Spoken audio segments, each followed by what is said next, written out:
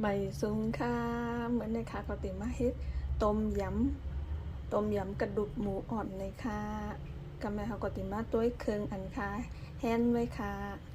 อันนี้ก็ติมีข่าตะไคร้แล้วก็ใบมะกรูดเลยค่ะเนาะข่าอันนี้ก็เขาก็ซอยไว้จังไหนค่ะแล้วก็อันนี้ก็ติเป็นใบมะกรูดเลยค่ะเนาะแล้วก็อันนี้ก็ติเป็นข่าหอมเลยค่ะเนาะตะไคร้นี่ค่ะเขาก็หั่นไว้เป็นท่อนเยาวก็ทุบมันนี่ค่ะเนาะเขาก็ทุบไว้จังไหนค่ะเยาวก็อันนี้ก็ติดเป็นหมักพริกนี่ค่ะเนาะเขาก็ซอยไว้จังไหนค่ะเยาวก็อันนี้ก็ติดเป็นผักกีเมืองกอกนี่ค่ะเนาะเขาก็ซอยไว้จังไหนค่ะเยาวก็อันนี้ก็ติดเป็นกระดูกอ่อนเลยค่ะเนาะอันนี้ก็เขาล้างไว้เข้มๆอย่างนี้ค่ะเนาะนี่ค่ะเนาะกระดูกอ่อนเลยค่ะอันนี้ก็ล้างไว้แล้วค่ะกับนี้ก็เขาก็ติดมาต้มกันค่ะออกค่ะกำลังเขาก็เอากระดูกอ่อนเขาใส่หม้อนะคะแล้วก็ใส่อันนี้ค่ะเนาะใส่ข่าหอมใส่ข่าแล้วก็ใบมะกรูดลงค่ะ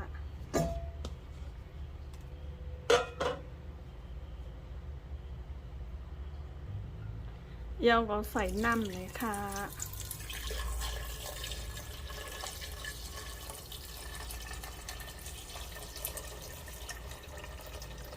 ใส่ให้มันท่วมหมูก็ไรเย่าในค่ะ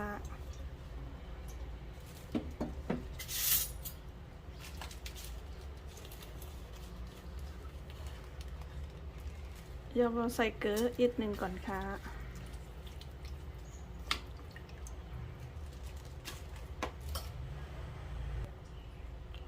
ออกค่ะกำลังเขาก็ติดปิกฝายแล้วก็ตุนไว้มอก20 นาทีเนี่ยค่ะ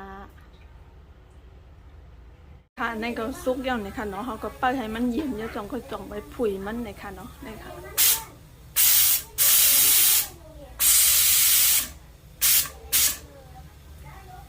เขาก็ติดปั้นให้มันเย็นแล้วจ่องไปเปิดมันเนี่ยค่ะเนาะอ๋อค่ะกำไรก็มันก็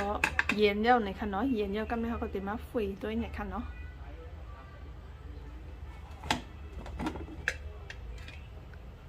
นี่ค่ะ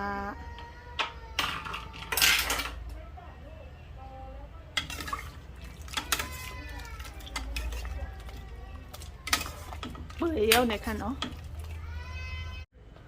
อ๋อค่ะกำลังก็เขาก็ติมาปรุงรสกันในค่ะเนาะอันนี้ก็ติเป็นผงเนื้อไก่เนี่ยค่ะเนาะเพราะว่ามีผงเนื้อไก่เนี่ยก็จะเป็นผงเนื้อหมูก็ไรอยู่ในค่ะเนาะใส่ผงเนื้อไก่ค่ะ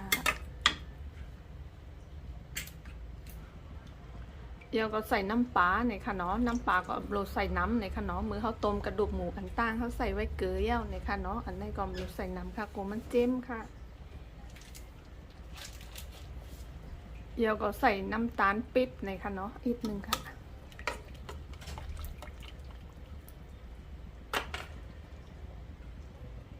เดี๋ยวก็ใส่หมักพริกค่ะ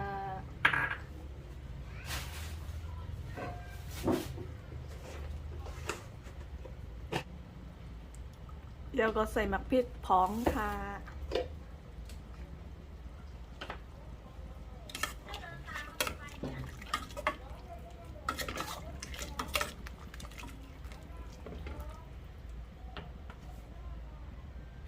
กำลังเขาขอปิดไฟหน่อยค่ะ